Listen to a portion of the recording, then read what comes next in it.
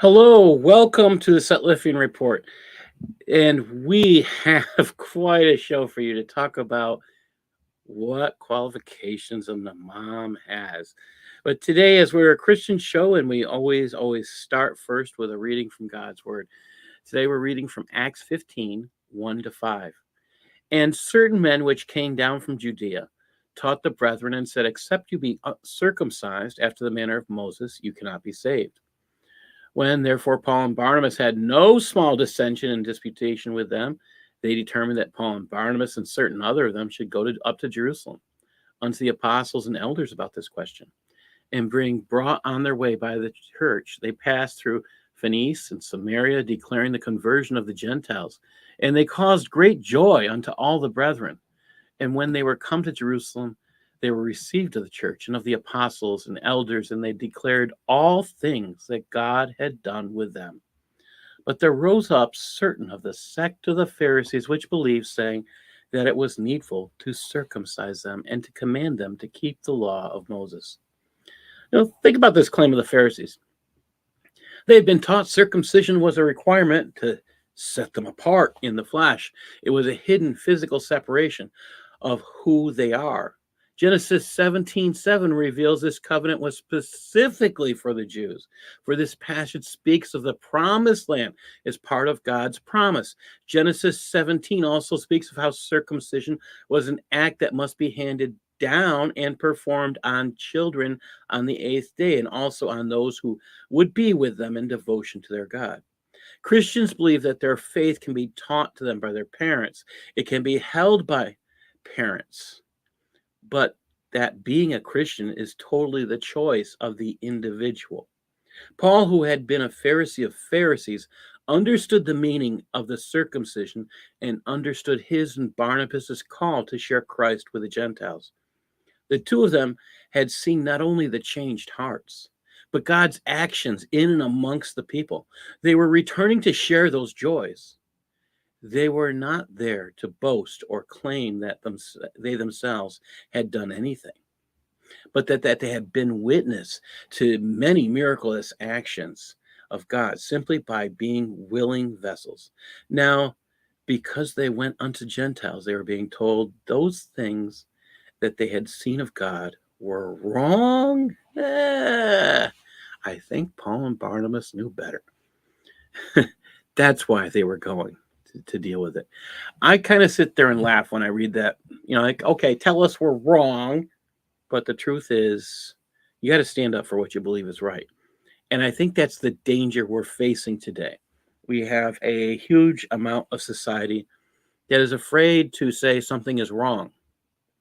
When you do that, you give up. And I don't want to do that. I don't want to be part of society that gives up. And that's part of why we do this show pretty much every week. Believe it or not, we are on part 33. I'm like trying to figure out, are we on 33, 34? And I realize we have spent more than half a year at this point. We'll probably spend another year at least going through this. Why? Why every week? Well, it's because nobody else is doing it. Nobody else is daring enough to go through it piece by piece and look at the insanity of this.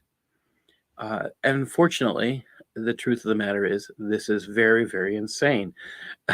And, people will laugh at me. I say it's insane. I'll keep mentioning it because the stuff that's in here, it's hard to believe. Why do I say that? Well, if you don't know, you're going to find out. Every week you'll find something that just makes you go, why? We've talked about the strangeness of the importance of farts. Wait, well, is there importance in farts? Well, if you fart, you can't have your prayers respected. If you burp, your prayers can't be accepted. If you do this or that, your prayers can't be accepted. What kind of a God says, I don't want to listen to your prayers? That's Allah. If you don't believe me, you have to read Sharia. Find out how many times the prayer is getting validated. When I'm done with this, I'm going to do a show when we finish the F section, we're gonna go through and we're gonna do a huge list that I'm gonna pull up. A huge list. Your prayers are invalidated for doing this. Your prayers are invalidated for doing that. Your prayers are invalidated if your clothes are not perfect. I mean, think about the insanity here. Now, they keep telling us Muslims get arrested for doing these crimes, and the first thing they say is they're not sane. Well, when you hear some of these requirements, or the lack of requirements, maybe there is a reason for some of the insanity. So let's take a look. We're going to start in F12.25. Now I'm laughing about this because this week when I called Usama, I says, you got to check some of this stuff for me. And he's like, wait a minute. I says, this explains things. And he's like, oh my gosh. I mean, I'm becoming I don't know if I would say I'm an expert, but I'm becoming a lot more knowledgeable in Sharia. He is the expert that I go to on the Quran whenever I want to know something that I don't know. But this is kind of mind-numbing. So what is the requirement for an imam?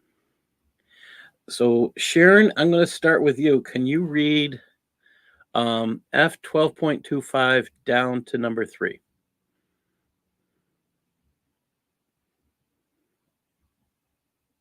Sharon, are you here? I think you're muted. Okay. I forgot to unmute myself. I'm sorry. That's all right. Okay. The one with the best right to be imam in order of preference when there is a disagreement is number 1, the most learned in sacred law.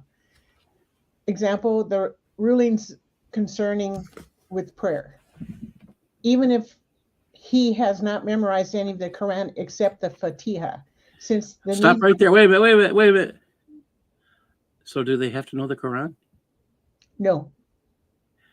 What have we said? Has they mentioned the Quran any place about, and when we're talking about prayer, and it's all we've been doing for it feels like too long. This huge section on prayer. F is a huge section. And have we read any Quran passages? No. No. So this is, to me, the biggest humor. The most learned in Sharia. Actually, the term isn't Sharia here. The term is jurisprudence, which I still find humorous because they're not actually saying Sharia. Jurisprudence. Isn't that I mean, sacred law there? no. Well, Most jurisprudence is kind of the interpretation of the law. Oh, okay. Yeah, I mean, this is a problem altogether. So, yeah, the actual, this is the part that just kills me. The literal number 1 on the right, if you see it, says the one who has more knowledge of jurisprudence.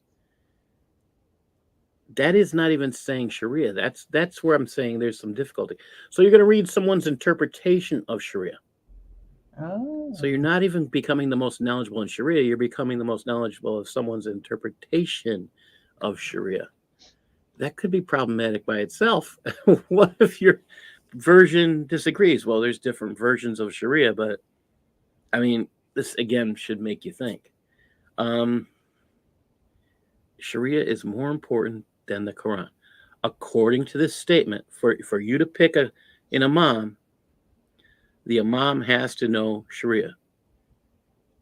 And can you read number 1 again? I'm sorry. The most learned in sacred law, i.e., the rulings concerned with prayer. Even if he has not memorized any of the Quran except the Fatiha. Since the need in prayer for knowledge of its rules is practically unlimited, while the only Quran recital required is the Fatiha. So think about that again. They only have to know Surah 1. Surah 1, by the way, we've been told by Islamic scholars is not part of the Quran. So he doesn't have to have any knowledge of the Quran. And if the Islamic scholars are right, it's not part of the Quran, then all these people following this Sharia on what to say and what to do, guess what? They're all wrong. Oh. And all this stuff here on section F, we could probably throw out. Wow. All right. Can you read number 2 there? Sure. He who has memorized the most Quran, that's number 2. And then number 3. Sorry. So if we're having a debate about who's the best candidate, so you have one guy who's memorized all of the Quran, he's probably going to come in. But here's the catch. If he doesn't know any of the Sharia, he's not going to be the best candidate. Doesn't that make you think? Wait a minute. Shouldn't he? If he knows more about the Quran than the guy who knows Sharia, no, the guy who knows Sharia better, because there's nothing in there telling you what invalidates prayer. Oh, you can have fart anytime you want. Yeah. No, you have to wash just so. And if you don't do it just so, you got to have the guy who knows Sharia to tell the guy who knows the Quran what's right and what's wrong. You know something? This just brought to mind, they really haven't found an intact Quran until the 20th century. And that's probably why it was not important to not know the Quran. And this is part of the issue. I mean, you can say all this, but it makes me laugh to think that this is the fact that they would say Sharia is more important than their quote book. It's not a holy book. It's a generous Quran. Their scriptures. The law, the Sharia this is what it says right here. It is, I mean, it's right there. It's in black and white there. The most learned of the sacred law has the preference to lead the mosque, basically, to lead the prayers. Now, here's the other thing that I learned from talking with Usama, because we sat there kind of discussing what is the meaning of imam. It's the person who stands in front of the followers. Okay, so it's not necessarily, imam doesn't necessarily mean leader. It's the person who stands in front of the others. And if you look up on the very top, I know it's kind of small to read from the screen for those of us who are on StreamYard, it says the imamate.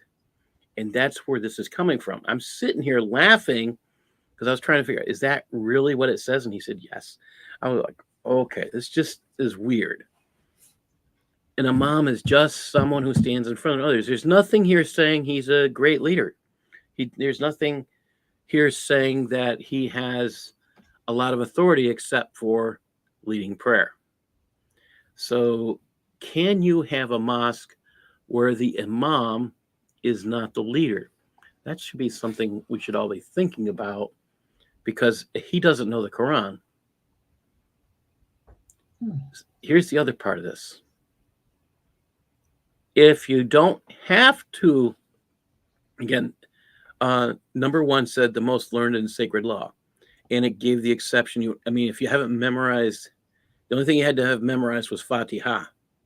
What happens if the one who's leading the mosque can't read Arabic, so he never learns any of what's in the Quran, any of the meaning, and all he knows is how to repeat that one chapter, again, which isn't part of the Quran according to Islamic scholars. I mean, this is where Osama and I sat there laughing. Number 1 and number 2. Yeah. We talked with an imam in Ohio who really didn't know the Quran. Maybe he knew section F. Or we're trying to figure out, he didn't know Arabic. He knew what he was told about the Quran. But really, this guy's leading. He's telling me I can't know anything about Islam unless I know Arabic. And Usama still comes over and starts speaking to him in Arabic, and he doesn't know the answers. He couldn't know how to answer because he didn't know Arabic. And this is the guy that's leading the mosque. And yeah. Oh my because God. Sharia is the qualification. We're going to get into the difference in when we get towards the end. What is the real difference here between what a pastor is required or a bishop? We're going to play on. We're going to take a look at First Timothy. I think it's First Timothy. I'll go back and look at it in a minute. But we're going to look at what does Christian scriptures say about what are the qualifications. We're only on 2. Can you read number 3, Sharon? Sure. The most God-fearing, because leading to prayer is an embassage between a servant and Allah Most High, and best befits him, most honored by Allah. Okay, Darcy, can you read 4 through 9? Sure. Number 4, he who has been a Muslim the longest. And 5, the noblest in lineage. So noblest.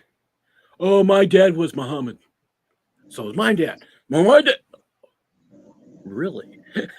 But you're all named Muhammad. Yeah. Oh my gosh. Yeah, number 6, he with the best life history or reputation. 7, the cleanest in person and clothes. Do they have a laundromat over there to make sure? Oh my gosh. Yes, you're catching it. Okay. 8 and 9. We read those and we could have a good laugh in a minute. He with the best voice, which means the loudest probably. And 9, the most handsome. Ooh. Oh, so do the ladies get to pick him? And if the guys are picking him because he's handsome, what are we thinking about these guys? Are they? I'm sorry. Oh, but the women are not supposed to look at the man unless they become overcome with lust or something. Yeah. So they have to be modest. Okay. What about these 1, 2, 3, 4, 5, 6? What about these 6 qualifications? Says he knows anything. Let's see. He's been a Muslim the longest. Well, maybe he should know more. But you're going to meet people I'm just going to pick on people in a church. I have met people that have been in churches for decades, and they really know very, very little sometimes. Again, that's all dependent on the individual, what you know. Maybe you don't ask questions because Islam teaches you not to ask questions, which would make you probably the best Muslim. Okay. Noblest. Okay. My daddy was. I can claim my inheritance from. Now this is the truth. Muslims will discriminate against those who do not have Arabic backgrounds. I say Arabic. I'm talking about Middle Eastern. If you don't speak Arabic, they kind of put you down. I mean, a guy's talking to me and telling me if I don't know Arabic, I mean, that's the example. And the guy who's speaking to me doesn't know Arabic. Well, if I had spoke Arabic, would he be putting me down? No, I think he'd be hiding. That's what he was doing when Usama came over and talked to him. I thought it was funny.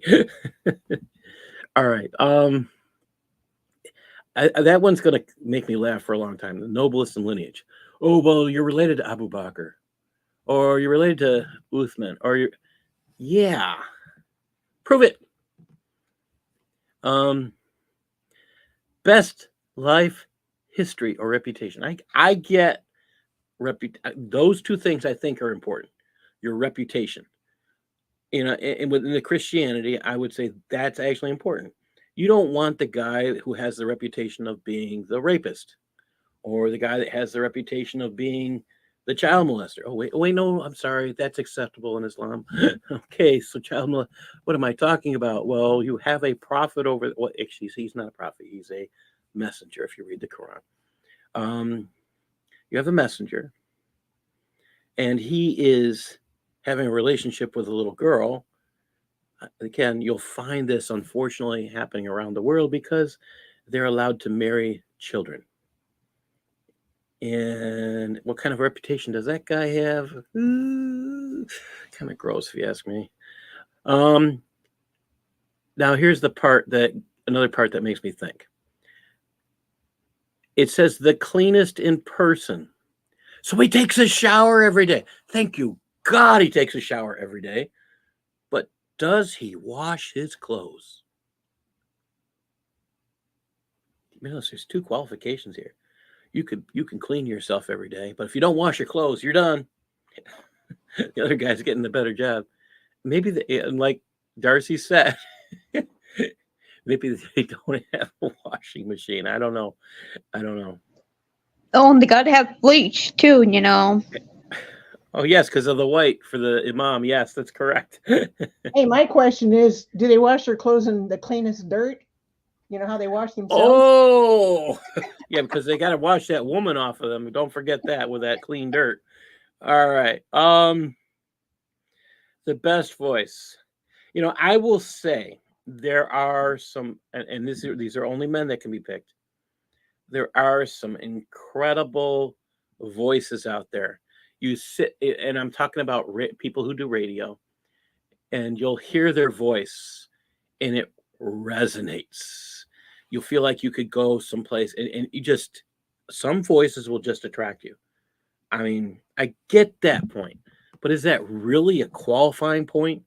I mean, if you want to do radio, you want to get hired for something like that. Yeah, I get that.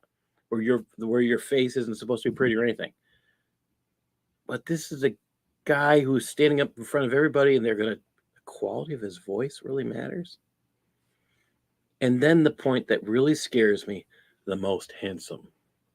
So the pretty boy, the pretty guy, the most beautiful of all the guys, is the guy that gets picked, who knows Sharia. Okay, he has a good reputation. We're going with that, and it's still scary about what they think is a good reputation. He likes little girls. He's okay with jihad.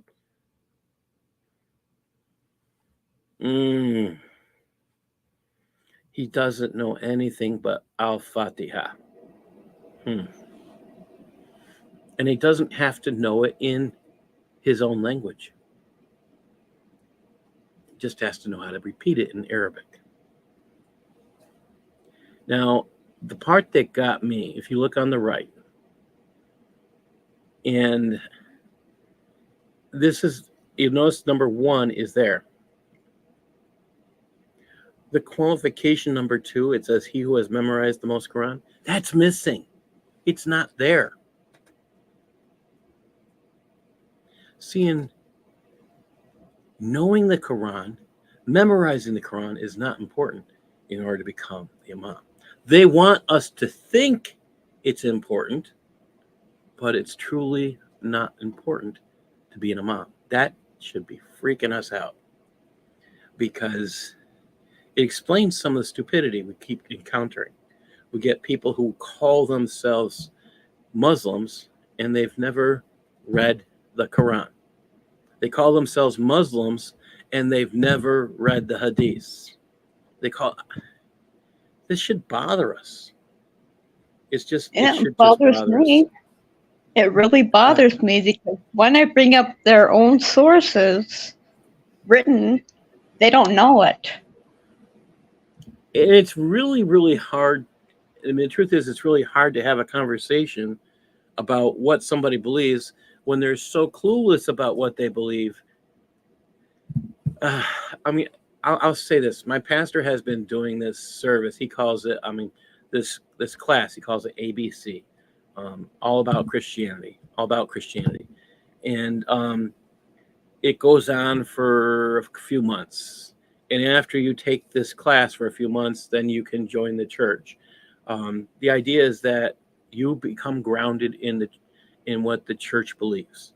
I like this. I mean, so you teach, you sit there, you go through the scriptures, this is why we believe this. This is why we believe that. These are what we consider essential doctrines. All right. And that to me is extremely important. I went through the class myself and I was like, wow, if every church did this, and can you imagine every church who has people who they want to be members, where they would not just walk up in front and say, okay, I'm a Christian. I qualify to be a member. If you actually know all that stuff, you go through it. I just have to say that is impressive. I want to point out over here in the blue, none of these preferences, I'm going to say it one more time, requires knowledge or understanding of what is in the Quran. So, can you be ignorant of the Quran? Absolutely. The only thing you have to know is how to repeat the Al-Fatiha in Arabic. That is scary. I mean, I don't know. I mean, I can't grasp how they can accept that, but that's what they're saying. All right, let's go on. And we go. Okay, going on. Let's see here. Is that you, Red? Are you here? All right. Yes, I am here. Okay. All right. Would you like to read the first two paragraphs there, please? On the left or the right side? On the left. On the left. On the left. When one of the above is present, he is chosen. If all the people present on some of them possesses one or more of these characteristics, then someone from the first of the list takes priority over those listed after him. If two are equal, and each insists on being the Imam, they draw lots. And it is permissible for a less qualified person to lead, even when it is permissible or a less qualified even when a better qualified one is present. Are you surprised? Yeah. Keep going. Go on, because this is Okay. kind of the insanity of it. It just The Imam assigned to a mosque or a person living in the house where the prayer takes place, even if only renting, takes precedence over everyone in the list, from the most learned on down. Though, so all you gotta do is just rent the house or rent the building or own the building or just kind of live there. Interesting. Well, yeah. So, if you own the place, you can kick everybody out. That's what though, sounds like. Though he may select anyone else he wishes to lead the prayer, the Sultan and those under him of Islamic judges, regional governors, and so on take precedence over even the Imam of the mosque, the household, and others. Oh, well, the Sultan could come in and kick you out. So we can stop there for a minute. So let's think about this. You don't have to be the most qualified to get the job. You can be the least qualified. I mean, so the Imam from Houston wasn't lying when he said he was an Imam, because he was renting out the office space for his mosque. Interesting. Yes. So he gets to choose who gets to be the Imam of his mosque. He chose himself. And he's the most qualified because he owns the place. Wait a minute. The question here is, who has the authority? The guy who runs the place or the guy who lives there? So that's the requirement. The first requirement actually is you got to know the guy who's living in the spot if there's a residence in the mosque. Now, that's something we should all be thinking about. How many mosques have people that live in them? This is something to think about. If you are aware of the 9/11 mosque that they had planned, I have one of the politicians that is local to me was very aware of those plans. In those plans, there were bedrooms and enough bathrooms and living space. And it concerned a lot of people. What were they planning? I mean, this was housing. It wasn't just a mosque. It was a place for people to live. Or were they planning a place for jihadis to live? I mean, this is an honest question. Not saying that that's what the intent was, but it should make you think. I mean, come on. What is the intent? And how do you? So those 5 guys. Let's say there's 5 guys that live in this mosque. Those 5 guys get to choose who is the leader, and one of them could be the leader. Do you get to churches in general? The pastor or preacher does not live in the physical building called the church. They have, some people use the term rectory or parsonage. They have a place to live that's separate, usually separate from the building of the church. It says something to me that is a qualification for it. It's just like, how low can you lower the bar? I mean, now we know why the bar is so low for some individuals who consider themselves leaders of this faith structure. All right, I want to read this last piece here. The following takes precedence, even when the latter is more learned in sacred law. 1, a non-traveler over a traveler. So the person who doesn't move from place to place should not be considered as much as the guy. I mean, the person who stays put should be considered over the guy that moves. That kind of makes sense. An upright person over a corrupt one. Well, if we're talking about sexual promiscuity, is that allowed in Islam? Well, okay, so that's not going to make any difference. We're talking about pedophiles. Well, I guess that's allowed in Islam, so that's not going to make any difference. We're talking about lying. Oh, that's not going to make any difference. We're talking about stealing. That's not going to make any difference. We're talking about the guy that doesn't pay his debt.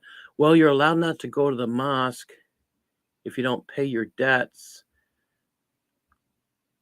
So what are they talking about? Most upright. We're talking about the guy who shows up to the mosque on a regular basis and prays. That's it. That's the only qualification I see there for upright. And an adult over a child.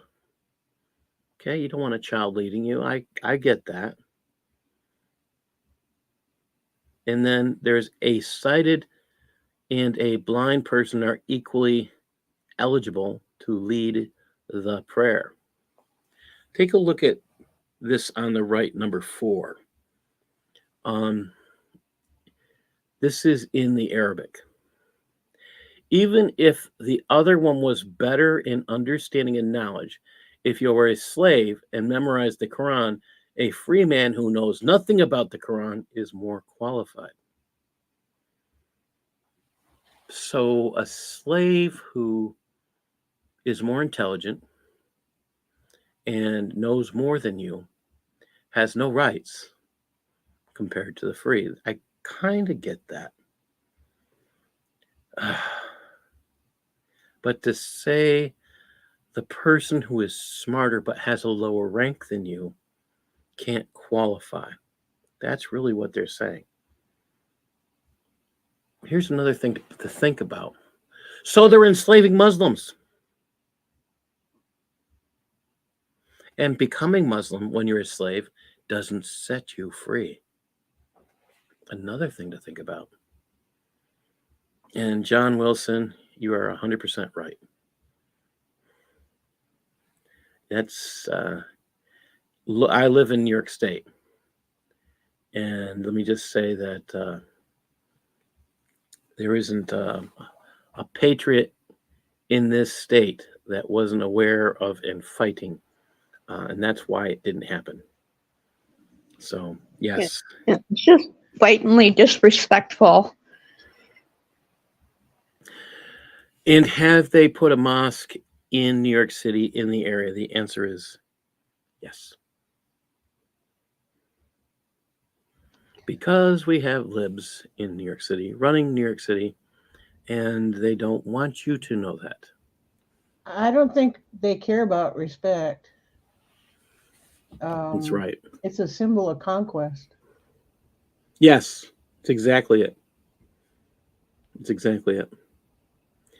All right, Sharon, we're going back to you. Can you read 12.26? Sure.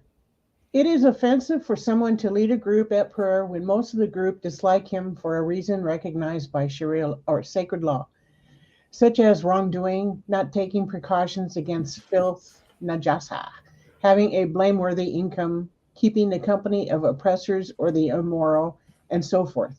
If a minority dislike him, it is not offensive, for nobody lacks someone who dislikes him. I'll agree with that one. No, there's always somebody out there that doesn't like you. That's okay. All right, so let's think about this one. It's offensive for someone to lead a group at a prayer when most of the groups basically think he's an idiot. They dislike him for some reason, but it's a reason under Sharia. So he farts too much. He has gas pains. His memory is like Biden's.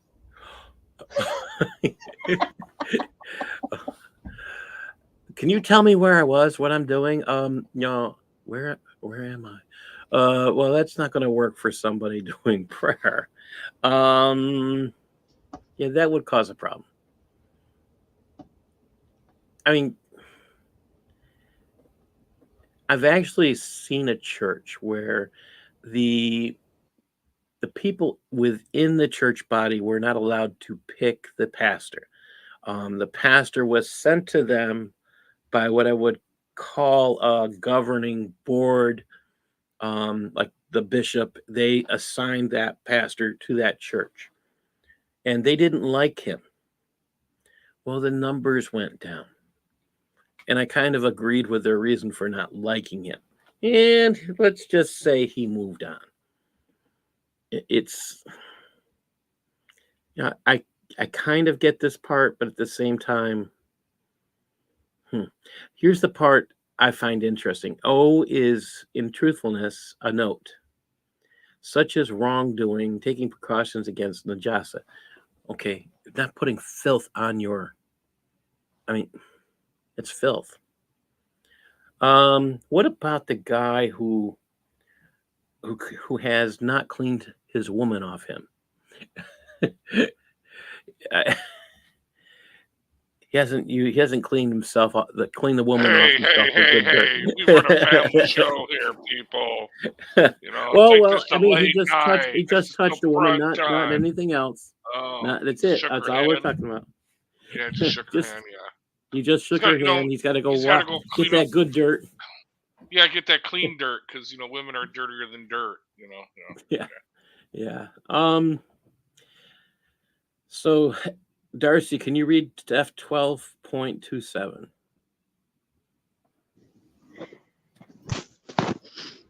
Yeah. It is not permissible or valid to follow an imam who is non-Muslim, insane, in a state of ritual impurity, or who has filth on his clothing or person, or as a woman. Ooh, that disqualifies me, darn it. A woman leading men, or someone who omits or mispronounces a letter of the Fatiha, leading someone who knows it, or in mute, or someone who slurs the words so the letters are indistinct from one another, or someone with a lisp. Sorry.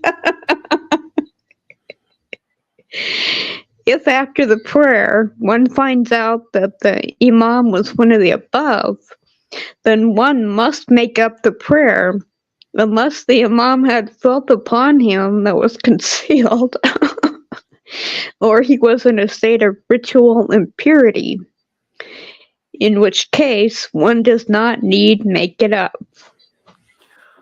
Okay, so the imam farted, and the stench and he never got up and went. And everybody knows that he's the one who farted. So yeah, it's their duty not to follow him from that point. And if he didn't go clean himself up, Really? Yeah. Can you imagine everybody having to wait? Come, we'll start over again. Oh my gosh. The funny thing here, we have two women here who know more about Sharia than I would be willing to bet. If I'm just going to pick all the Muslims in New York State, I'd be willing to bet the women here know more about this prayer in Islamic law than 99.99% of all Muslims in the state of New York. Whoa. So are they more qualified? Well, what we just read is they're women, so they can't do it. Yeah, but thank you for the vote of confidence. I mean, they set the bar. You know more about Sharia, you know more about the Quran, and yet that would be fun. I mean, when Connie's with us, you sit there and it's the same thing. They have a problem with women leading. I mean, I'm not someone who's a fan of women pastors. I'm not. I'll just put it out there. I'm not. But I am a fan of women leading when there's a chance for them to lead or share something. That's a little different. This Wednesday, one of our elders' wives shared, and it was an incredible lesson about. It was an incredible lesson, and I just want to say that it was just so important. The way she shared, she talked about what is the word Christ mean? What is, and it means Messiah. And talking about that, it was very, very important. I explained to her a little bit about talking to people about Islam. In our community, some people actually have a discussion about whether we should use the word Messiah or the word Christ when you're talking to Muslims. You don't think about that much, but it's on my mind sometimes now. How do I say this or that? Trying to think about what's the best way to reach a Muslim for Christ, and you think about those things, and that's because we're talking about translation and other things, which words are better to use. What does it say though? If we can have these discussions and they can't, that to me is the other part of this. You cannot ask. Larry's asking if we're talking about yes, we were talking about passing gas again. Sorry. What does it say when what does it say when they disqualify people because they're a lower station, which would and we're talking about slaves. They disqualify people because they're female. I can go on and on about the reasons people get disqualified, but the one who's the most qualified is the guy who reads the book that we're reading. Does it mean they actually know anything about what they believe? No. This is the only way they know how to pray. What's in this book? That to me is the mind number. It says everything you want to know about Islam to me. If there is nothing in here about how to pray, and nothing in their scriptures, where'd they get the idea? And my big kick this past week has been the Quran says you only have to pray 3 times. Well, the Quran says 3 times, and the Hadith say 5 times. So is the Quran wrong? Sharia says it's 5 times. And we've heard about the unimportant, the supererogatory prayer, the unnecessary prayer. Whoa. Yeah, something to think about. Rad, can you read the part on the right there? Sure. It is not correct that you can follow an infidel or a crazy or the one who passes wind or the one with any uncleanliness of the one who is led by an androgynous one So who it was supposed to be led led by. I'm sorry, that's my bad handwriting. Led by an androgynous, yeah, person who has or both a sexes. woman, okay, or a woman, nor a one who memorizes al-Fatiha, or a one who cannot. So if the Imam is one of these, you must repeat the prayer. You notice they didn't say any of that. See, that's what's there. Like, so you can't follow an infidel. So we're all out. Notice they didn't put it Oh there. man, I can't be They an did say. Imam. Oh wait, it does say to follow an imam who is you can't. It's not permissible to follow a non-Muslim. Okay, I Oh man, can I get still that. wanted to be an Imam. I still wanted to be an Imam too. All right, Um, the one who passes wins. They are actually missing one very important point. Someone who actually knows Arabic. So I Yes. vote Usama. Well, he again non-Muslim, so he gets disqualified. I mean, that was a part we were laughing about until we got to this point. If you skipped over F12.27, so I read 12.25, I read 12.26, and if I skipped over F12.27, you could have us non-Muslims as imams.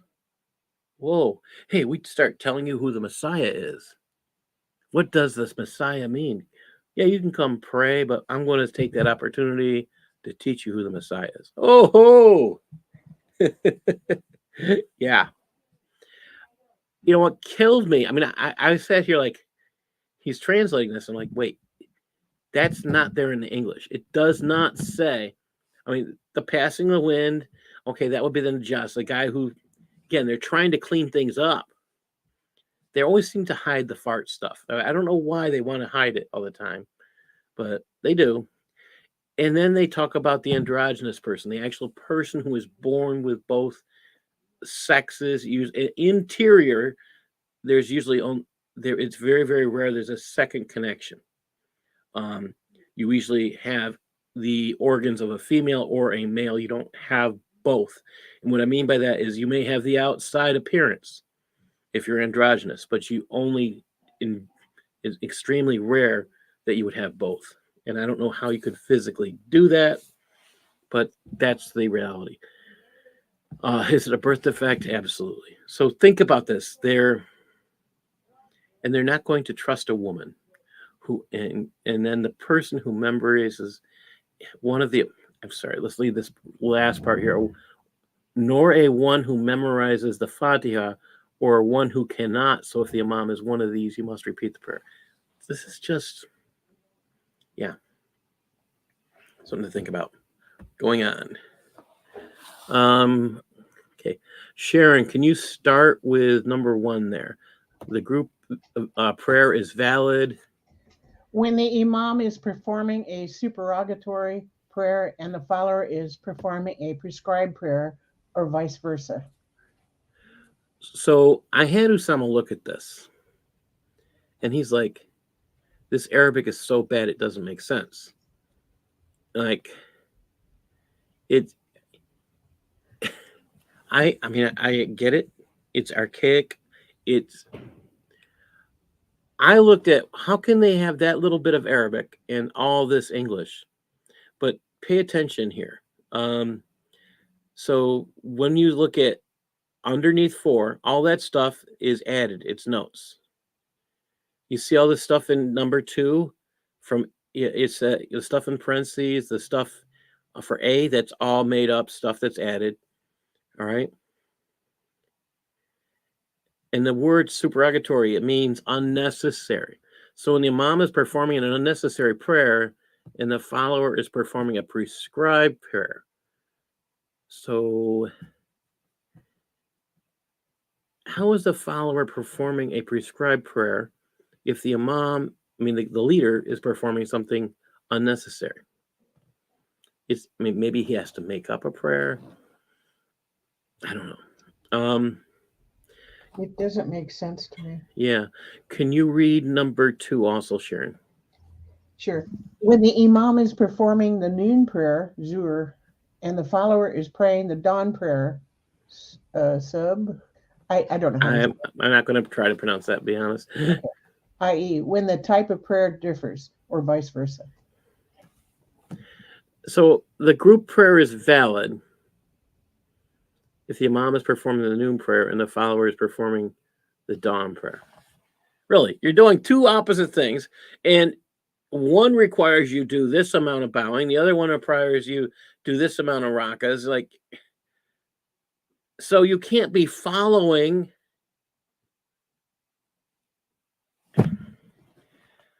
And it says in there, your prayer is invalid if you don't. So this is actually Sharia contradicting itself, because we've read it over and over again. Well, if you don't do the amount of rakas, you don't repeat and follow at this point, you say things at an incorrect point, you do things that your prayer gets invalidated, but your group prayer is valid. Wait, your prayer was invalidated, but the fact you were there for this is really confusing. I mean, if you know Sharia, you know this part, and you know Sharia is contradicting Sharia. So this is just, I guess Allah's the God of exceptions. Your prayer is good, even though it was wrong. Wow. Darcy, can you read 3 and 4? Sure. When the imam is praying while sitting, and the follower is praying while standing, or vice versa. And when the imam is performing a make-up prayer, and the follower performing a current one, or vice versa. I mean, haven't we, again, we were just talking about this. If you don't perform things like the leader is doing, we have just read this in one of the last sessions. If you're not on key, you're not on point, your prayer is invalidated. But here it's saying your prayer is valid.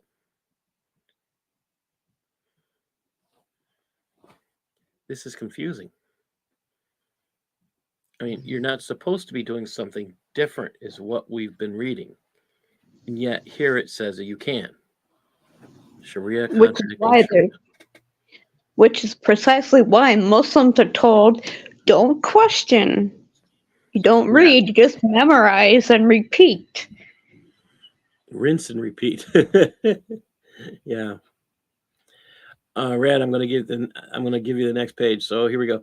This piece here, it says, but a person shortening his prayer because of travel may not pray behind him. Again, this is notes, so I'm going to skip this one. We're going to go on. All right. Rad, can you read F12.29, please?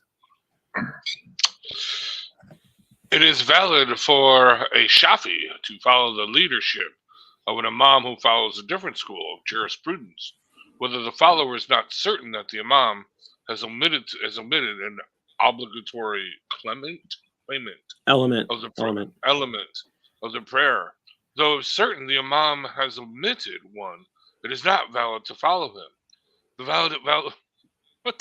The validity is based solely on the belief of the follower as to whether or not something obligatory has been omitted.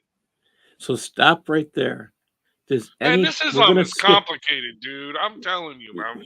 So now you gotta pay attention. Yeah, to your mom. Wait a minute. It just said that you didn't have to pay attention, didn't it? But you could be doing a different prayer. But what if you happen to notice it? Then you're screwed.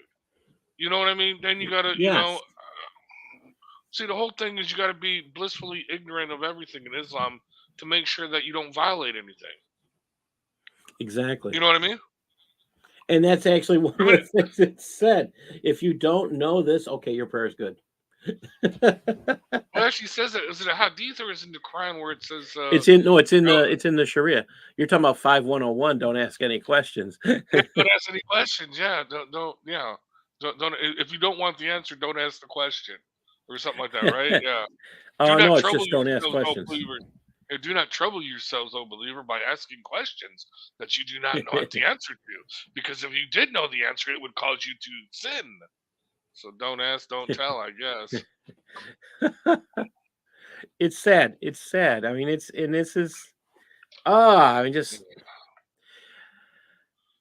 what a goofy religion. Cognitively, I mean, understand brain, when you Your brain is not supposed to be able to hold conflicting beliefs. However, Islam teaches you to say yes and say no at the same time. You're not supposed to be able to hold on to both. It's not supposed to be possible. But this is an example of that. It's problematic. It invalidates Islam as a whole when you have these contradictions, being told that they must both be true. I think this is the reason for the invention of abrogation. They have to get rid of one that's not. And this is the thing. Sharia can abrogate the Qur'an. It can abrogate the Hadith, as we've seen. And Sharia can abrogate Sharia. There's a discussion I had with Lloyd De Jong about this, and I think he's 100% right. If we can get people with this, with Sharia, by just asking these questions and thinking about things out loud, maybe we can lead a couple to Christ. I mean, this is just, wow. Rad, I'm going to have you finish this page, but I want you to skip down to 12.30. All right, 12:30. It is offensive to take an immoral person. Definition of immoral is in O24.3. An imam, as an imam, because he might not be concerned if he's immoral. He might not be concerned about the things that are obligatory in the prayer, or someone who stutters over the letters F or the letter T. It actually puts out the actual letter. Wow. Because that's important. Yeah. Or who makes inconsequential mistakes in the Arabic Arabic vowel that do not change the meaning. Wow. I mean, okay. So they're telling you, if you don't know Arabic and you're saying it wrong, it's offensive. Did they say, notice they said it's offensive. Did they say the prayer was invalidated? They didn't, which is kind of like, okay, so nobody knows what you're saying. You think you know what you're saying. Everybody believes you're saying the right thing. So it's okay. Now think about, we're going to that first part. It's offensive to take an immoral person. So the immoral person, so pedophilia is not immoral. All right. Killing a non-Muslim is not immoral. Killing your child who left Islam, that's not immoral either. You start to wonder. Lying to everybody you meet because it's okay under Islam, because you serve the chief of all deceivers, not immoral. You have to start there wondering what is immoral. I mean, they have it defined. F24.38. You know what? I'm going to see it. They said what? O24? Let me see if I can pull it up, because I did not catch that one. And let me see if I can pull it up real quick. O24. While you're doing that, can I ask you a question? I mean, sure. It says here, the man cannot, blah, blah. You cannot be a man who committed adultery. But, I mean, they got what they say they don't, but they got what they call prostitution, but they just call it muta, temporary marriage. I mean, isn't that all he has to say? Well, it gets worse, because they can have sex slaves, and they're allowed to force their sex slaves to enter, to become prostitutes. They're allowed to force it, because Allah won't, call them blameworthy. And this is just something to think about. All right. We said F24. All right, I'm going to pull this over.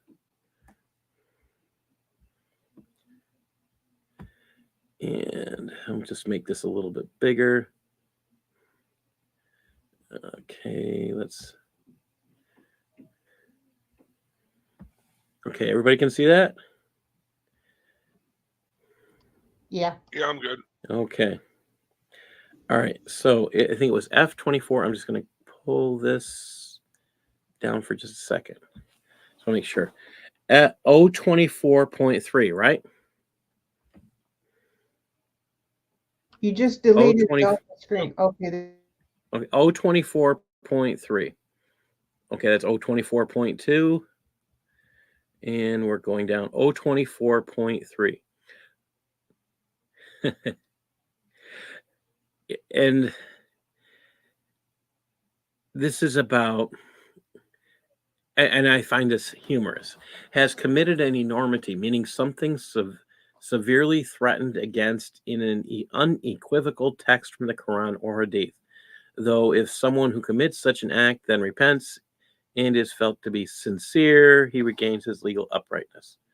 So he said, forgive me. He at least made somebody think he meant it, and now he's sinless. He didn't ask God for forgiveness. He gets away with it. I mean, these are things that we should be asking what's really going on here. Okay, let's keep going. We're on this section. Has anybody found out what he's done wrong? He regains his legal uprightness. He's tested. Okay. Provided he is tested after his repentance long enough to believe in its genuineness. So they're going to observe him and see if he's being a good guy long enough. Okay, I kind of get that. There's a purpose in this making, they're talking about restoration. All right. Number 2, persists in a lesser sin. And the note here is because it then becomes a sin, enormity. We're just say sin, as opposed to when one does not persist in it. A lesser sin is one that has not been severely threatened against in an unequivocal text. So he farted, but he didn't fart very loud. Or, I mean, so he had nastiness on his clothing. I mean, I'll leave that for he had some uncleanliness on his clothing. But didn't the guy who went to the mosque ask his child bride to pick off the semen from his robes, and he still went? Oh, yeah. That's just disgusting. But that's okay for him. We're still trying to find out what they consider immoral. Is without respectability, such as a street sweeper. So the guy who has a job street sweeping is immoral? Or he has a job working at a bathhouse? That's immoral? It's a job. Wait, street sweeper. Well, that would be a very dirty job back in the day. I'm just saying, because you got all the animal crap, and actually, people would actually crap on the side of the street as well. Just like they do in Los Angeles and San Francisco today.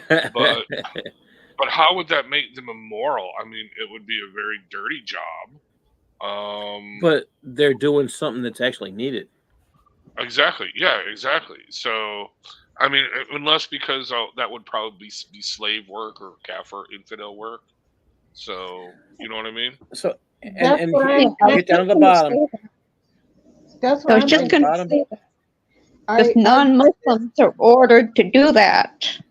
Yeah, that's what I heard too. Or slaves. So go down here to this. See where it says A down the bottom here. A legally corrupt or immoral person is someone guilty of one or two, but they didn't define what that means. I mean, really, their idea is someone who persists in a lesser sin. I mean, how do you define? I mean, under the difference between Christianity and Islam is so vast. I mean, sin is sin in Christianity. You commit a sin. There's no difference in, I mean, a sin is a sin, period. And in their belief structure, there's lesser ones and there's higher ones. Okay. But they don't tell us what makes one a lesser. They didn't there. And they were trying to tell us they did. Wow. So take a look at F12.30. And this is what's in Arabic. You cannot be a man who is a man who commits adultery. We have a problem here, Houston.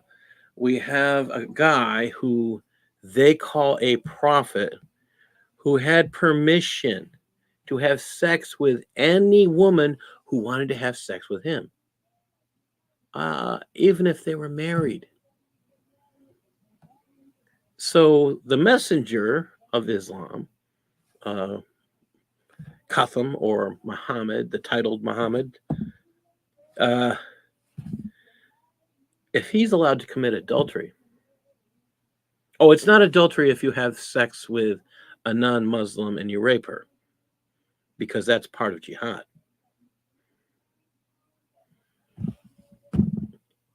Whoa. You can have sex with your sex slave. That would be not going to be considered rape. That would not be considered adultery. They have actually rewritten the meaning of adultery here. Yes. This is their concept of what is adultery. You have to stop and think. Well, what would be adultery? So you have how many wives? Start thinking about this. They all want to be like their prophet. Again, he's not called a prophet in the Quran. He's called a messenger. He had more than 4 wives. It's okay for him. So when does the concept of adultery get applied? When the wife gets upset? Wait a minute, she's subservient to the guy, so she can't, and she has no say if he wants to marry with more than one wife. Wow. Would it be up to, say, the Imam if he gets pissed off and says it's adultery? Because, a couple years ago, I just remember this one guy in some part of Africa, and he was being stoned for adultery. And yes. But I was not clear of what he did. You remember that article? I can see the picture. So there's a lot of articles where it's like there was an article earlier, I would say last year, where it was either India or Pakistan. A teenage boy and a teenage girl were having a little bit too much time together. And they set fire to the place, the house that they were in, the little hiding spot, and they killed the both of them. Now, because they were not supervised, they might have been holding hands. I don't know, just having a talk. I don't know. Because they were alone together. They killed them. And they called it, they were saying they had committed adultery. But because they were alone, that was enough for that. That was what the news article stated. Because they were alone together. Now. Okay, wait. Was he married? These are teenagers. No, they were just teenagers. They weren't married, neither one of them. So adultery, it would be an act of what we would, as Christians, would call fornication, if they had engaged in sexual relations. However, there was nothing there saying that. And that's like you're saying, and what I'm saying, what is adultery under this belief structure? Again, there's more allowance for adultery than there is something against it. There is an imam, it was in the stories this week. He was having relationships with some of his I think he was leading a school, and he was having relationships with some of the girls. And did they consider it adultery?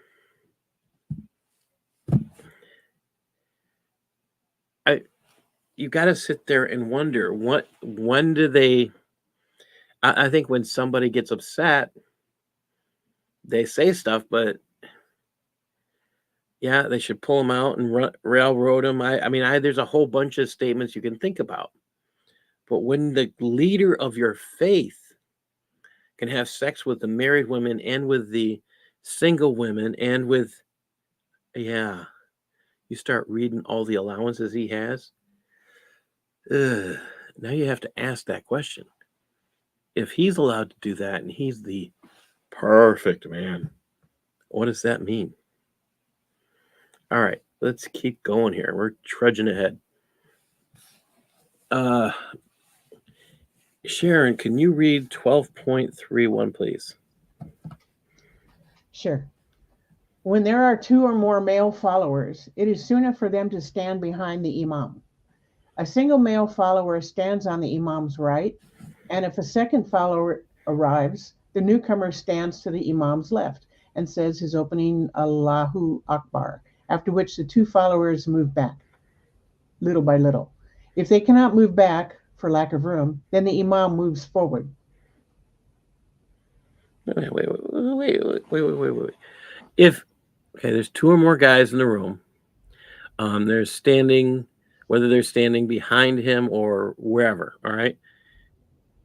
To give this guy room who's leading, he can push them back towards a wall by getting closer to them. What are we talking about? The beginning of a non-consensual relationship here? I think there's a lot Yeah. of stupid rules. I mean, this is getting stupid, you know? I mean, it almost looks like the imam has permission to push these guys up against a wall, or are we seeing something else happening here? Do you understand why they want you to know Sharia instead of know the Quran? Oh, wow.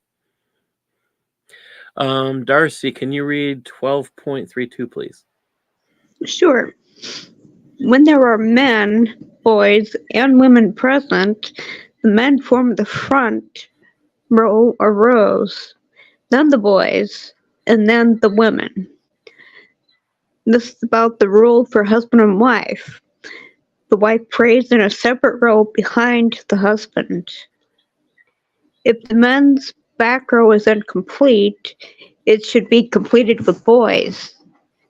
And a latecomer may not remove the boys to make a place for himself unless they are directly behind the imam.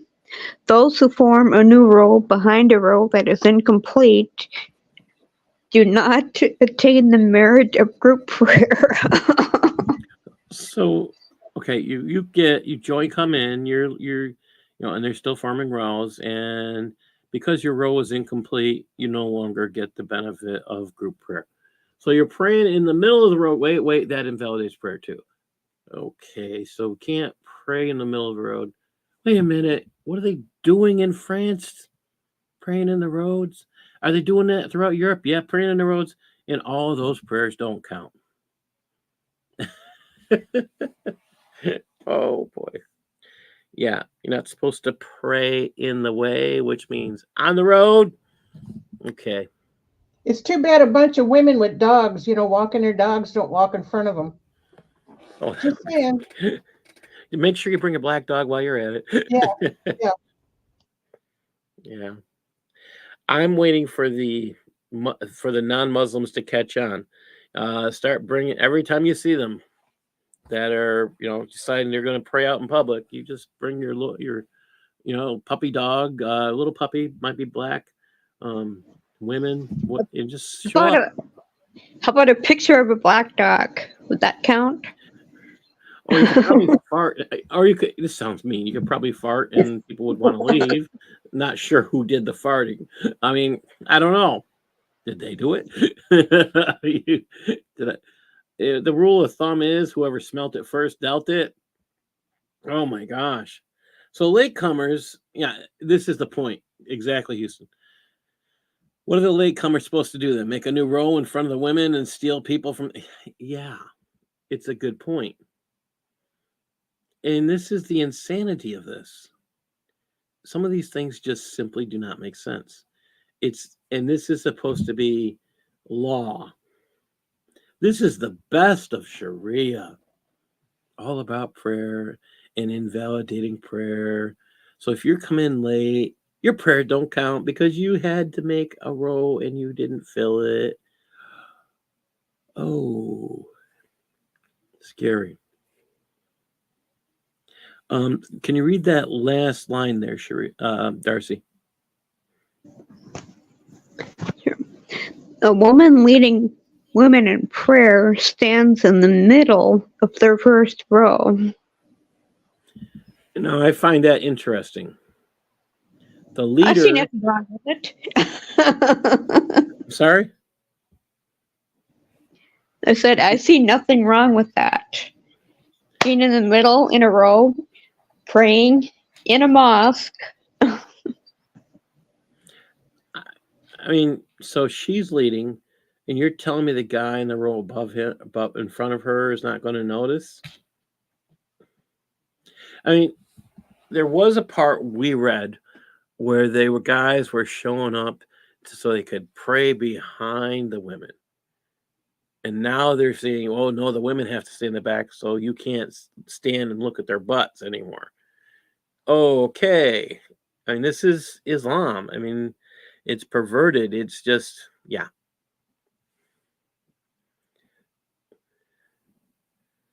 Oh, there's another good one. I find it rather clever that it says the unbeliever should stand on the left side of the imam, left being dreadful, of course. Left behind, maybe. I mean, this stuff, I mean, we're going through it slow because it's so hard to believe. And I wish I could race through this stuff because, to be honest, sometimes it's painful to get through. Rad, can you read point 33, please? Sure. Point 33. It is offensive. Oh, we know this is going to be good. It is offensive for the imam's place to be higher or lower than the followers, unless the imam wishes to teach the followers the actions of prayer. If the imam and followers are not in the mosque, it is obligatory that part of the imam's body be level with part of the followers when both are of average height. What do they got to do walking around with the ruler? I mean, dude, is this like an Olympic sport? I mean, well, this is the unusual thing that you see in mosques. You go into a mosque, and there is no elevated space like in a church where a person can be seen all the way to the back of the room and be easier to follow. What's the purpose of having a leader if you can't see him lead? exactly. You're supposed, I mean, you can't see him because there's a ton of people in front of you. They're trying to demonstrate that everyone is equal to everyone, but it doesn't make any sense because he's leading you. You know what I mean? But they're saying, well, Yes. even the leaders of our prayer are equal to us. But again, it's so it's what do you call it? Social. What do they call it? I can't think of it now. When social justice, social credit. Where Well, I you're consider it's like virtue signaling, virtue signaling. virtue signaling. I think this is going a really strange direction. So they are saying, follow me, follow the imam, do exactly what he says, exactly on time. But now they have said, we're not going to care if you follow the imam because you have to be behind, 10, 20, 30 other people. Now, I want you to think about this. You go outside and you're praying outside. You got the imam yelling out or crying out the leading to the prayer. And no one's able to follow him except for the guys in the first few rows who can actually see him. The guys behind him are kind of guessing what he's doing by copying the people in front of them. Are they following the people in front of them, or are they following the imam? You're following the followers. And that's not something you're supposed to do. So this, again, makes things invalid. This is just, it's a mess. Darcy, can you read 34?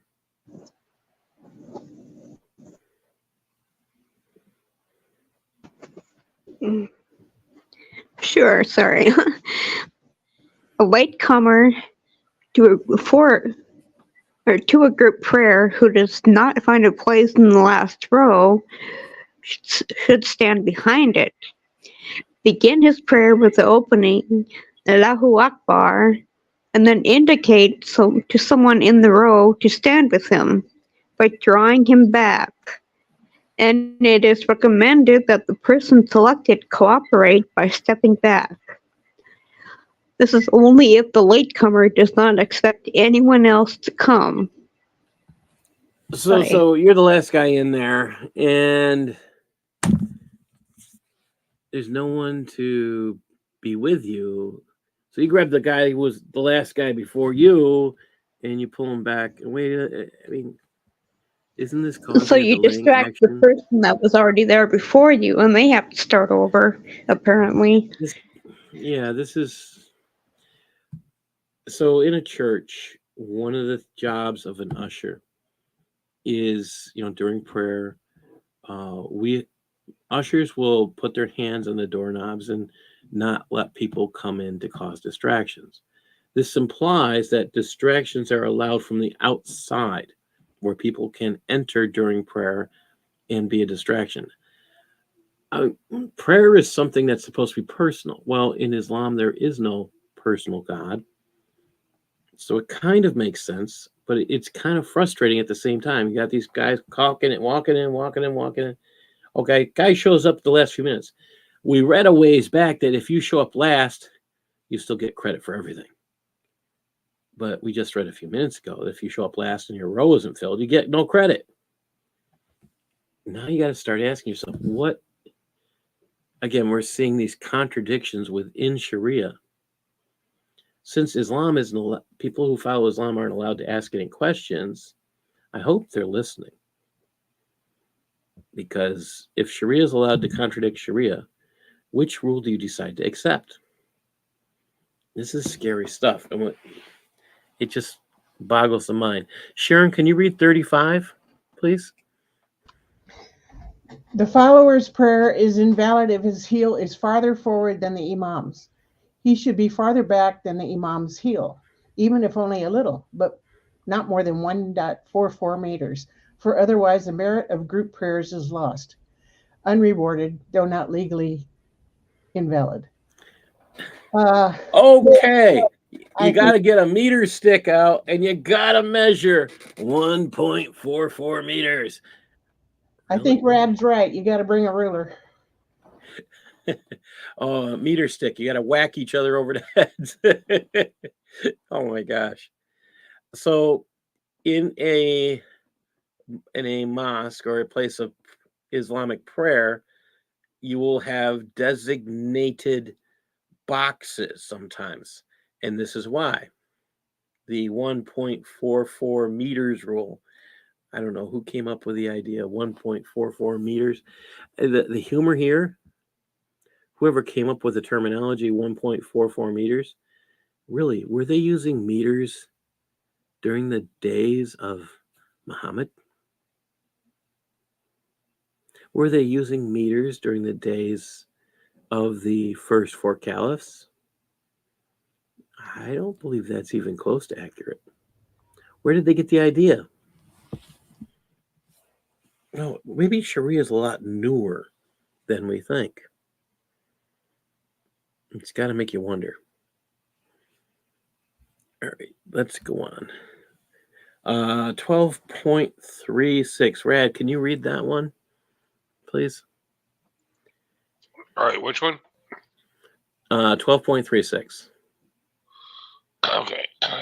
Whenever a imam leads a follower in a mosque, the group prayer is valid no matter if they are at a distance from each other, or no matter whether they're in the same chamber or not, as one of them is on the roof, even if the door is closed, and the other is in the mosque as well, provided that both places open onto the mosque and the follower can know when the imam is performing the motions of prayer, whether by seeing the imam or hearing his backup imam. What, I got a backup imam? Oh. like a backup singer. Exactly.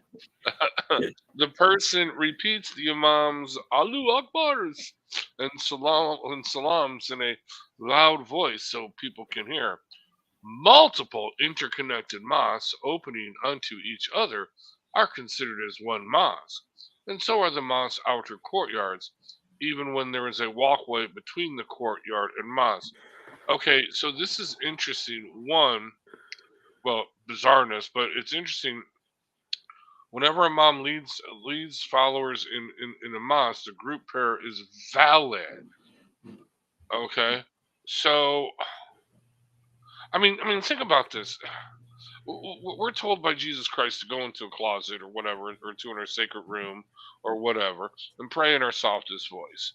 Now, of course, there are there are communal prayers and recitations and things like that, obviously. Okay, and singing of psalms and things like this. Um, but no, I mean, it's your prayer is valid or not valid, based on if you can hear the backup singer to the band, um, or or or you're in a room that is connected and adjacent to another room or the courtyard.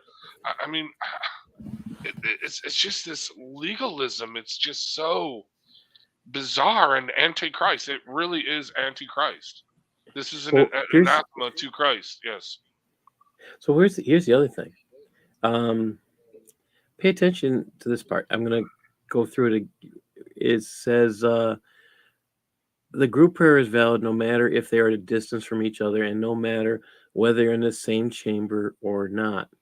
As when one of them is on the roof. Wait a minute. I'm going to go back here for just a second. Let's see. Weren't we reading about they had to be on the same height?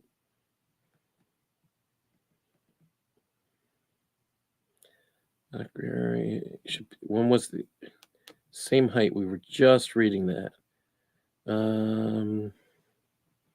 Yeah, right here at 12.33. If the imam and follower are not in a mosque, it is obligatory that the part of the imam's body level, are not in a mosque. So, yeah. So if you're in a mosque, you can be at a different level. But if you're not in a mosque, I guess I had read that wrong before. But in a mosque, I mean, so you can be on a second level. It's just kind of bizarre. It really is. What do you, I mean, what does this say? I mean, it's so contradictory. It just has to be making you think. All right. I'm having problems with this. I mean, these interconnected rooms. During COVID, and this is the only thing I can come to, if you wanted to see something amusing and you were looking about how people were doing prayer back then in mosques, well, they had X'd off. You can't sit next to somebody. Wow. Oh, I'm going to have some fun. I got to come back to this. You guys are having a fun discussion, Houston and John. All right. I guess that's translated from whatever cubits they used to measure to Adam's height, the 1.44. And John's like, you beat it to me. I almost mentioned cubits. All right. For Adam, they were using 18-inch cubits, so 1.44 meters would be 3.14 cubits, and it's not a simple number there either. John, you're in the same boat I am. I can't get most math. I'm barely, I'm not very good at that. I mean, I'm looking at all this. Really, does this legalism about prayer, why is it so important? It's so important that the qualification for, and this is the part that should make people think, the qualification, the biggest qualification an imam can have is to know Sharia. It's not the qualification of knowing the Quran or knowing the Hadiths or, what's that guy's name? The guy who was pretend slashed. Yeah. He's an imam because he knows Sharia, or is he a Ibn Fibbin, the adulterer? Yeah, the guy who had, the adulterer.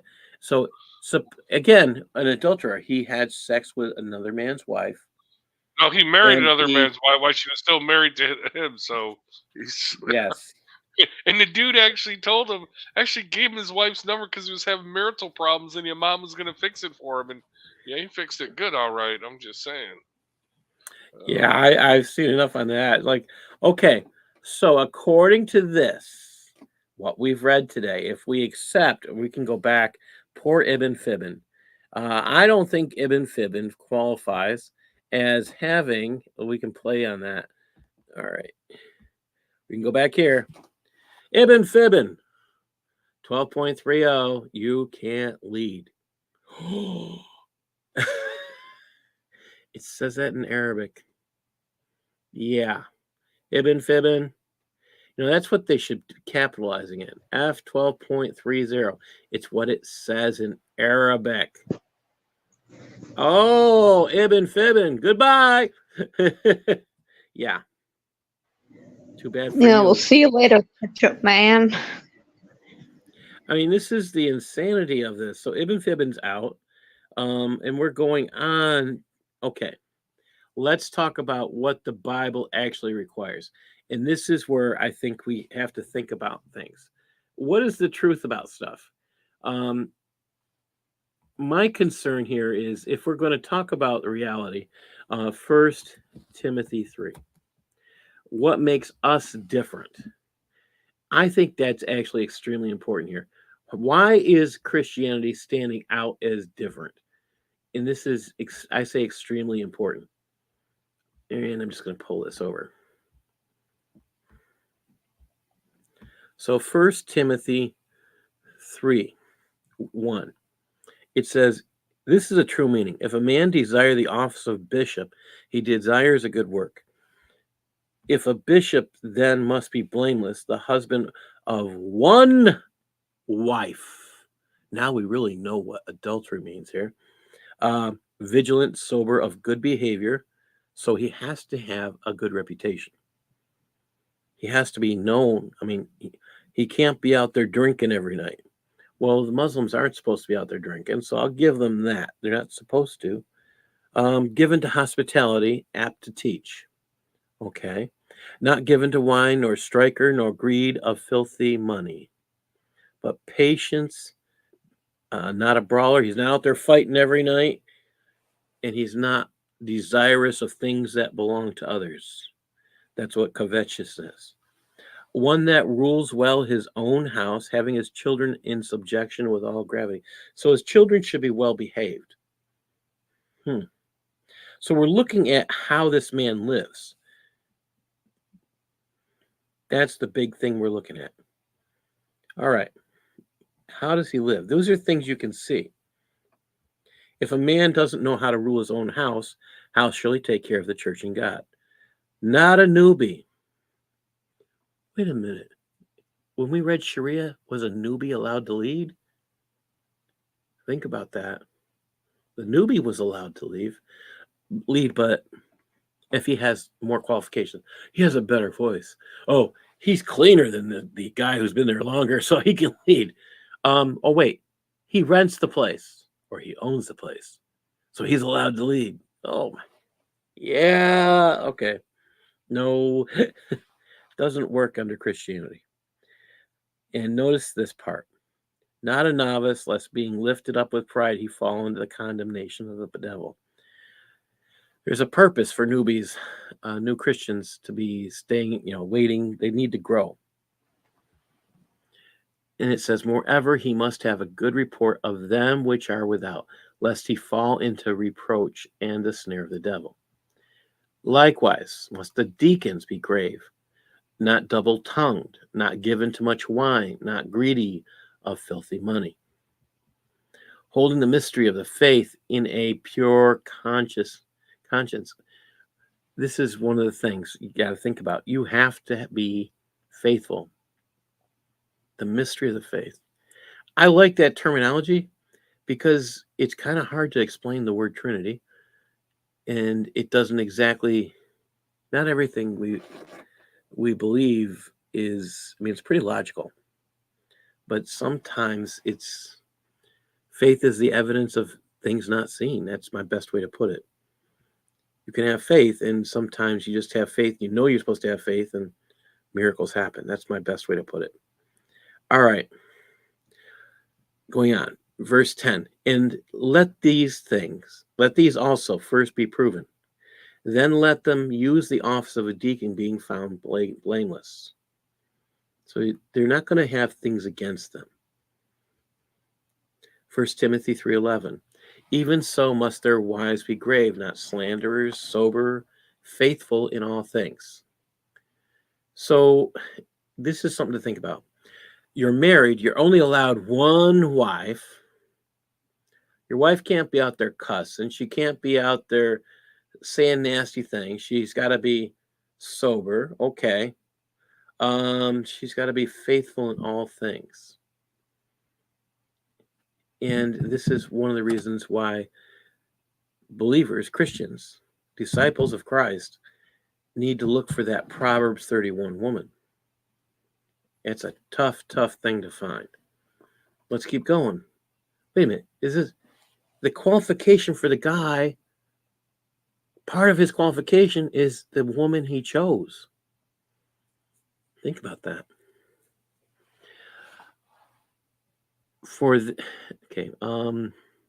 Let the deacons be the husbands of one wife, ruling their children and their households well. For they that have used the office of a deacon well purchase to themselves a good degree and a great boldness in the faith which is in Christ Jesus. These things I write unto you, hoping to come unto you shortly, but if it tarry long. I mean, think about these things. These are qualifications for service.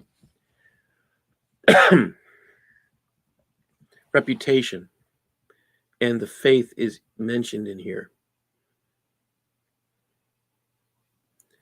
Examples. What I find of interest here that's problematic, we look at today's world and we say, you go to a local church and you'll see they want your pastor to have certain things. What do we want your pastor to have? We want him to make sure he knows the Word of God. We want to make sure he's daily reading it. One of the things the church is supposed to do is to pray for your leaders. So we pray that they keep God first. We pray that they keep their family second. And we pray that their church, the stuff that they do for the church, is last.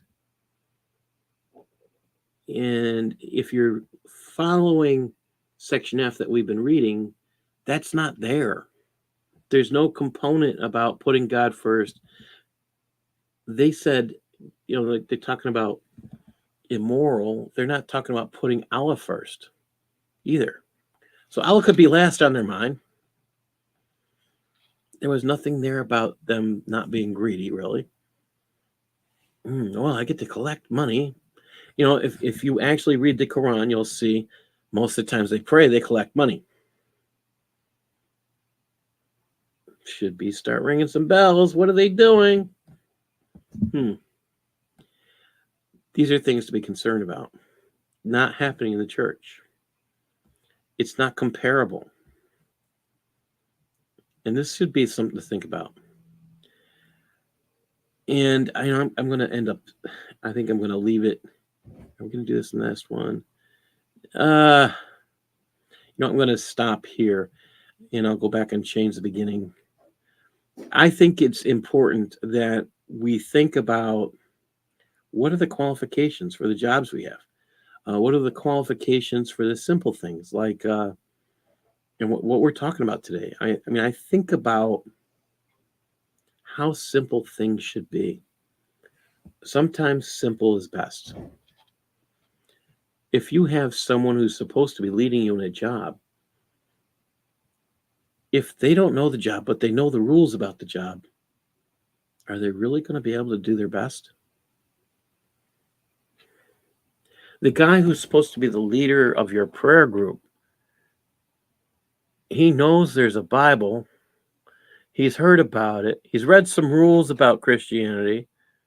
We don't have laws to tell us how to live. We have faith, and that's supposed to, so it's not going to work with us. There's just, Yeah, this is the other point. The excuses to miss group prayer, owing money, smelling good food, those can't be used by the imam, or would they just pick someone else if he's a no-show? Oh, well said, Houston. Yep, you're not going to find these things for churches. The guy who leads group prayer, who owes money to someone, is allowed not to show up. What if it's the imam? Okay, he owes money to someone and he doesn't show up. Yeah, that it does say that. I mean, we've read about how they can pick an imam to a guy to lead group prayer because the imam can't do that, or he's indisposed. He's having a gassy day. Yeah, it's Can't be eating those Mexican burritos, man. I'm telling you, knock you out. well, okay. So he grabs some Mexican burritos on his way because the food smelled good on the way. He's a little bit late. He goes through and he's done all the voodoo thing, and he gets up there, and I don't even want to get into that. Yeah. Man. And it's taken the shahada to a whole new level. I'll tell you what, man. But now the whole thing, man, is just. I mean, when you look at this is total antithetical. This is totally antichrist. Okay, I mean, it really is. It stands whole against religion. everything that Christianity stands for. I mean, all these rules, and the thing that bothers me the most, and when we keep reading section F, invalidate prayer, invalidate prayer, invalidate prayer. Your prayers are invalidated. The amount of things that go into invalidating prayer. Really? I know, right? What? No, that's the thing. I mean, they don't. I mean, forget about if they have salvation or knowing that they have the security of salvation. They don't even know if their prayers are going to be valid or not, based on, I mean, all these little things. I mean, dude, someone farts in the mosque. Oh my God, you guys got to do the whole yoga thing all over again. I mean, seriously. Well, if nobody says anything about it, or you know what I'm saying? It's all this deceit. It's just, as long as you don't say anything, or as long as you don't think about it, then you don't have to worry about it. But just in doing that, these people worry about it. Okay? I mean, no, they really, dude, it is like serious obsessive compulsive behavior. Okay? A lot of these people. I wonder And why they're so I will be picking on the guys. Now you got a bunch of guys together, and someone lets one rip. I'd be willing to bet there's someone there laughing. Oh yeah. You did it. I mean, come on. Hold my in this finger, case, dude. yeah, and so these guys are willing to kill over that. As on the first day we did this, we had someone interrupt and say, "Yeah, in Pakistan, someone got lynched for farting in a mosque." Like, oh yeah, all these rules. Yeah, because you just ruined their whole. I mean, dude, they had to take off work, or they had, you know what I mean? They had to rush down to the mosque, they had to get there, run in there, and they had to go through all this ritual stuff, and some idiot farts in the mosque, and they have to do the whole thing all over again. That this is not pleasing to Allah. I mean, I'm sorry, Muslims leave Islam. I mean, seriously, dude, it makes no sense.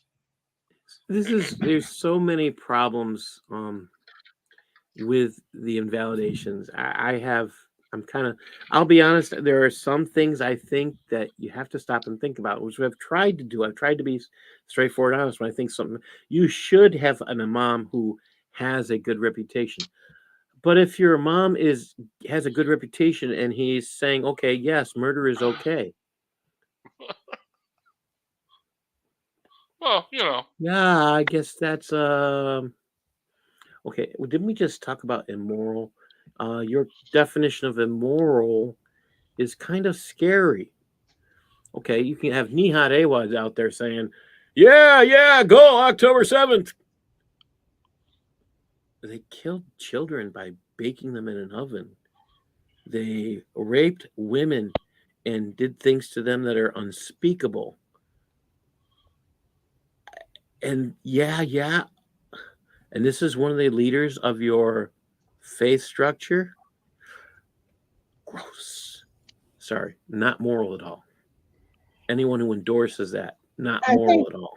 I think a lot of Christians, actually any non-Muslim, needs to know what moral, immoral, sin, and I don't know what's the opposite of sin in Islam. I mean, they need to know what that is in Islam, because what we do is we imprint our idea of what it is.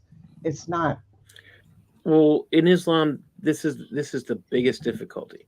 When they talk about an enormity or sin, you have to remember that Allah doesn't punish sin. Oh. Wait a minute. If Allah doesn't punish sin, I want you to think about this. This is what the Quran and the Hadiths tell us. If Allah does not punish sin, and you read the Quran and it says all Muslims go to Hell. HE double hockey sticks. Yeah. So he doesn't punish sin. He might lead the way there.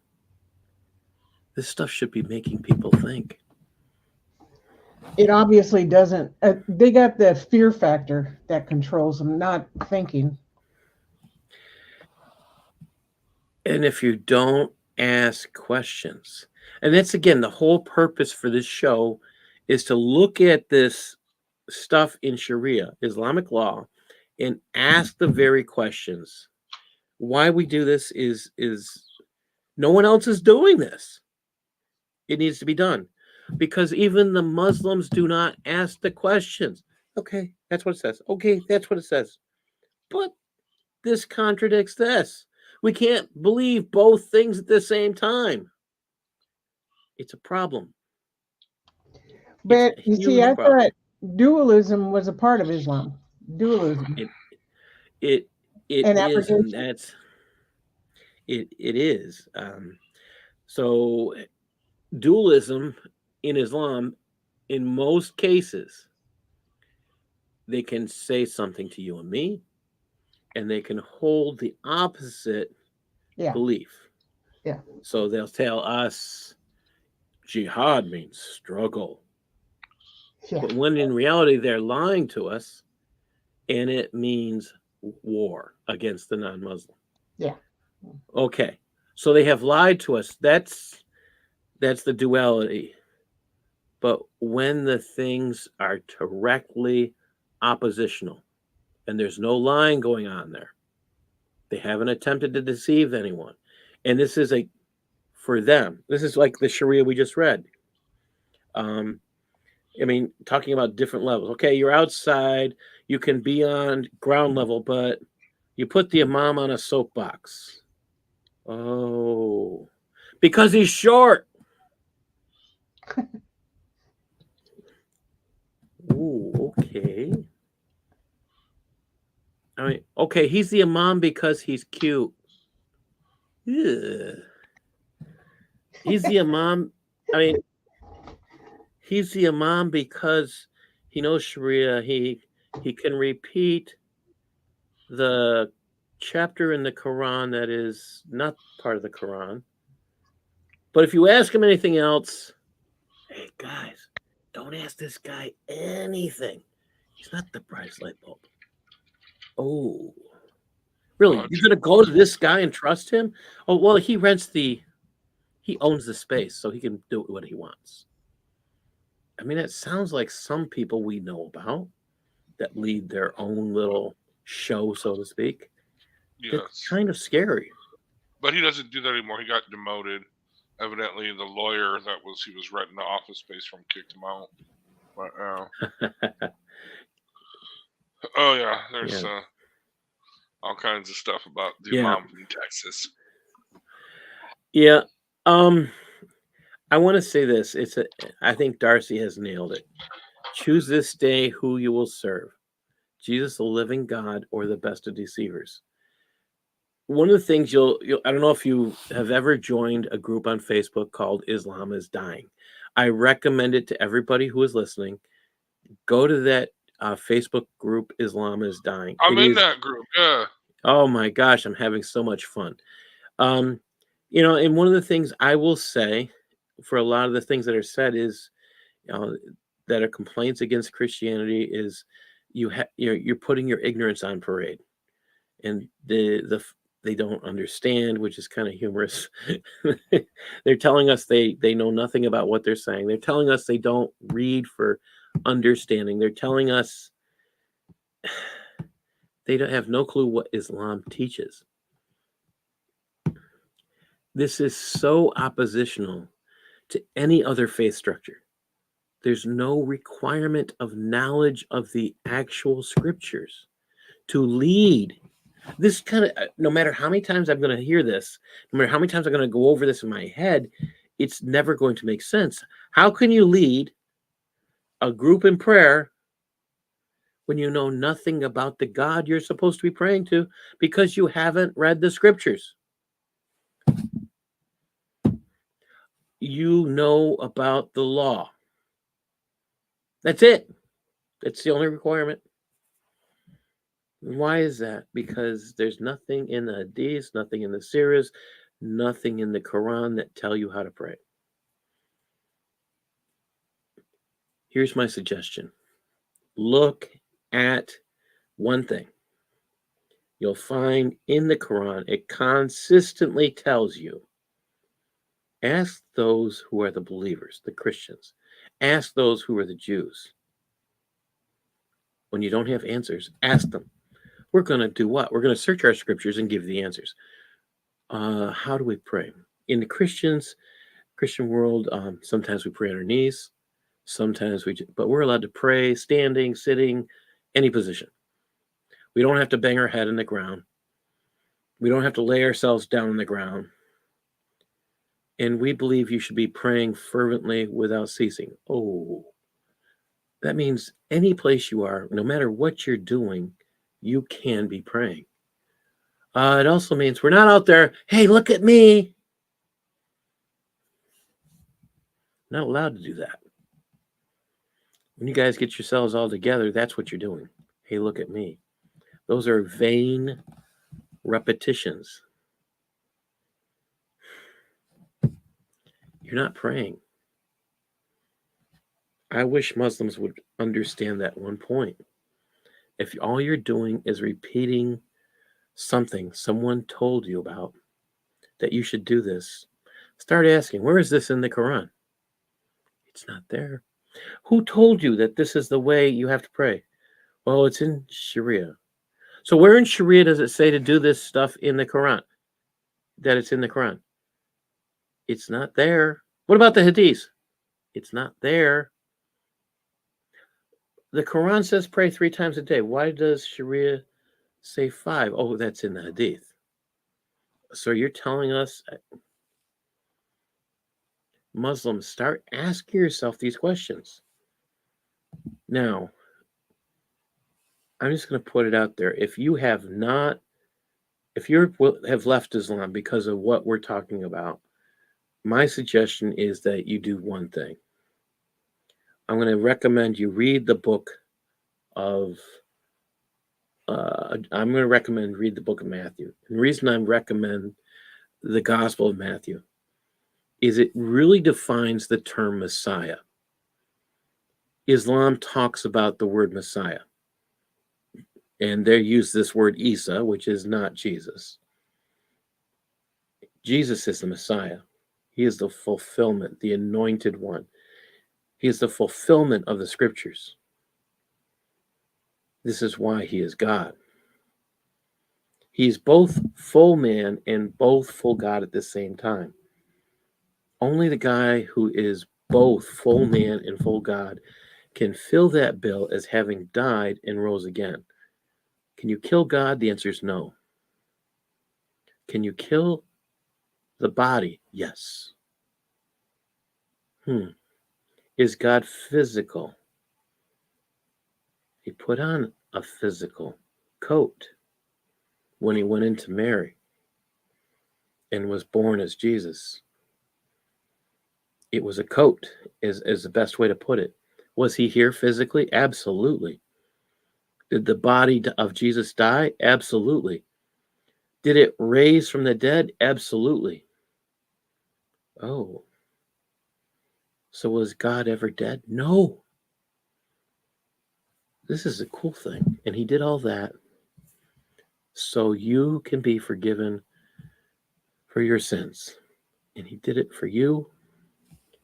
And he definitely, I know without a doubt, did it for me. Has he changed me?